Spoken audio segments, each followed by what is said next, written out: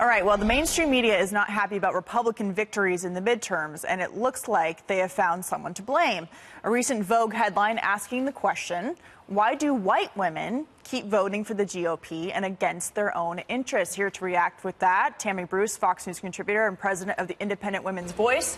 So, Tammy, I want to bring up this quote, and I'm going to have her react. Sure. This was in the Vogue article. We theorize and spitball. Are they so invested in their own white privilege they simply don't care about women? Then we have one more. As sure as black women have proven themselves to be the often underappreciated backbone of the Democratic Party, white women voters are establishing themselves as maddeningly, confusingly unsisterly. Unsisterly. Yeah. Look, this article is remarkable in its misogyny. These are arguments that might seem new to us, but they're ageless. It's been happening for millennia. Women have always been attacked when they don't conform, or when they've been different, or when they've thought for themselves. It's that argument that misogynists and sexists have used for ages, right? For hundreds, thousands of years to condemn other women. This is the mentality that established the Salem witch trials. Women who are also either single or using different kinds of medicine or were talking back.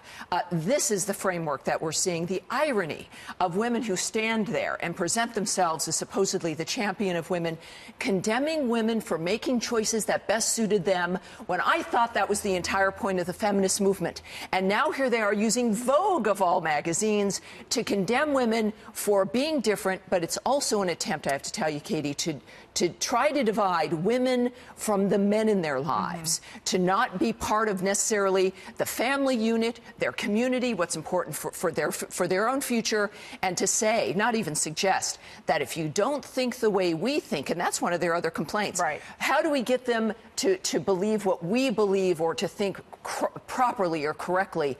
And that is to, in fact, look at the left and other women as their tribe, right, as opposed to their community as a whole. There's actually a feminist historian in here quoted saying that white women aren't voting essentially the way that we think they should vote. But the implication is that women who vote, regardless of their race, aren't thinking for themselves. They're simply listening to others. In this, they ask, are they parroting their Republican husbands and or brainwashed by Fox and Friends, to your point about misogyny? Well, and look, I mean, this is what even we heard from Hillary, right? Is that women were just doing what their husbands told them to do. So when you think differently, and this is what every woman listening really, and this is why they hate, of course, these conversations, is that you can think for yourself, that you should think about your family's future, and that here you've got women trying to shame them or make them feel guilty for not, ironically, conforming.